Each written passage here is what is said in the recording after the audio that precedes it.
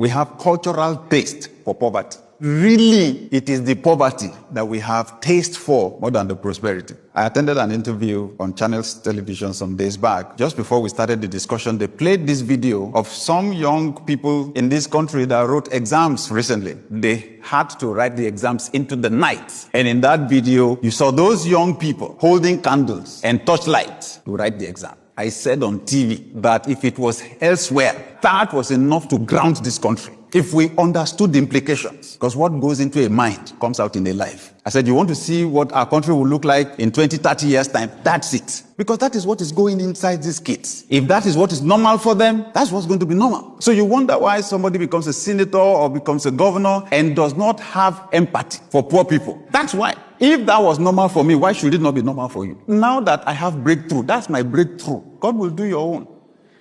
That's the attitude in this country, right? Cultural taste for mediocrity. There is power called for long hours. And then all of a sudden, the power comes back and everybody shouts, up NEPA.